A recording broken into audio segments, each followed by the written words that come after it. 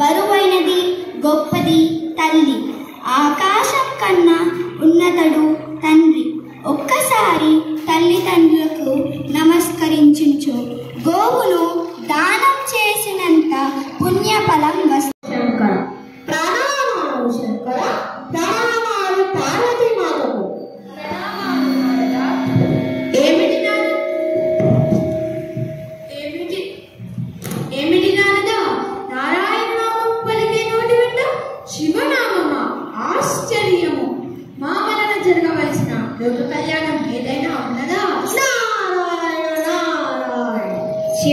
బాధ్యతలను స్వీకరించి సమస్త గణాలను అదుపాజ్ఞలో నడిపించగల సమర్థుడైన ఉమాసుకుడిని గణాధిపతి చేయగలరని విన్నవించుకుంటున్నాను.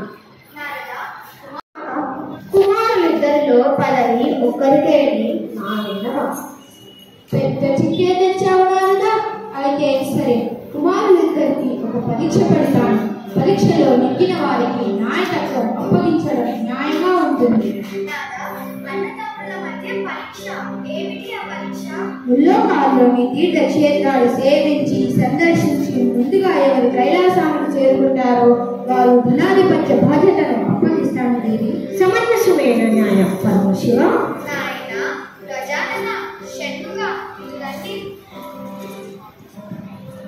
మళ్ళీ మర్చిపో.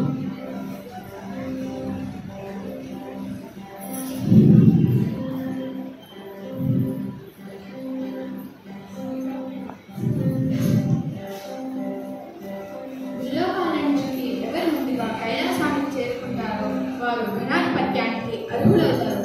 ఇది మీ తండ్రి గారు మీకు పెడుతున్న పరీక్ష. మా ఆశిష్యులు మీకు కుమారులారా, ఇక బయలుదేరని లోక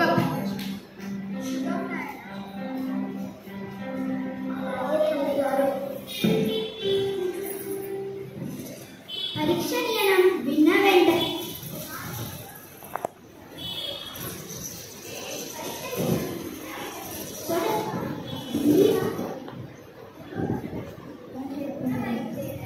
ఎవరి వేగంగా ఎగరగలదు, మరి గణపతి వాహనము చిన్న ఎలుక ఎగరలేదు. గజాననుడు ఎలా వెళ్తున్నాడో చూద్దామా మరి. తండ్రి దగ్గరికి నిదానంగా తాపికగా వస్తున్నాడు గజాననుడు. తండ్రి గారు, ఈ లోకంలో అందరికంటే ఉత్తముడు ఎవరు? ఈ లోకంలో అందరికంటే ఉత్తములైన వారు తల్లిదండ్రులు కుమారా. అయితే తండ్రి గారు, మీరే నా లోకం, మీరే నా తీర్థమైన, మీరే నా క్షేత్రమైన. నేను మీ చుట్టూ ప్రదక్షిణాలు చేస్తాను, నన్ను ఆశీర్వదించండి. మాతా పార్వతీదేవి, పితా దేవో మహేశ్వర, మాధవః శివభక్తశ్చ హరేషో గుణత్రయం. తండ్రి విద్యుతో సమానం, తండ్రి వ్యోమకేశుడు, ఆకాశంతో సమానం.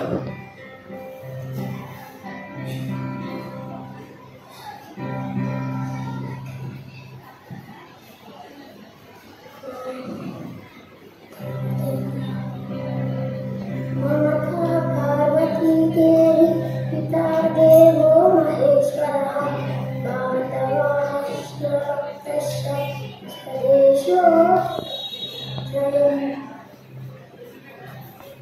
ఇలా ప్రదక్షిణలు చేస్తున్న గజాననుడు కుమారస్వామికి 3 లోకాలలో ఏ తీర్థానికి వెళ్ళినా, ఏ క్షేత్రాన్ని సందర్శించినా తనకంటే ముందు కనిపించడం లేదా వెళ్ళిపోవడం చూస్తున్నాడు. 3,50,00,000 నదులను, క్షేత్రాలను దర్శించి తల్లిదండ్రులు షణ్ముఖుడికి గజాననుడు చేతులు జోడించి నిలిచి ఉండడం కనిపించింది. తండ్రి గారు, నాకు అన్నగారే తెలియలేదు. నాకు అన్నయ్యే ఒకప్పుడు మయూర వాహనం ఇచ్చారు. తగిన వాహనం నా వద్ద ఉన్నదనే అహంకారంతో నా బుద్ధి పని చేయలేదు. బుద్ధిలో నాకంటే అన్నయ్యే అధిపతి. అన్ని విధాలుగా ధనాధిపత్యానికి అన్నయ్యే అర్హుడు.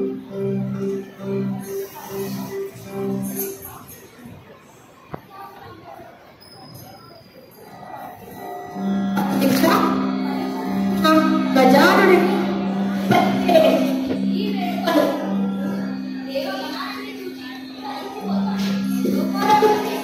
కలుగుతుంది.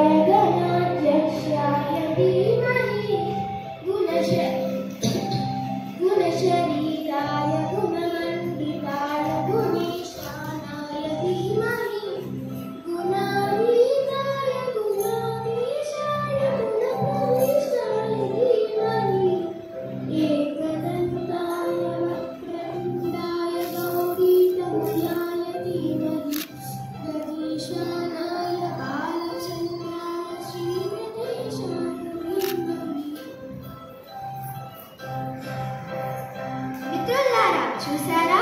ఈ వృత్తాంతం ద్వారా గజాననుడు లోకానికి తల్లిదండ్రుల విలువలను చాటి చెప్పారు. మన ముందు కనిపించే దైవాలు తల్లిదండ్రులను గౌరవించడంతో వినాయకుడు మహాగణపతి అయ్యాడు.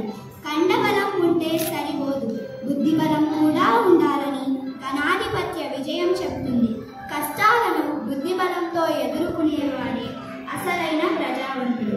బుద్ధిబలం ఉంటే ఎంతటి కార్యమైనా సిద్ధిస్తుంది అని చెప్తుంది ఈ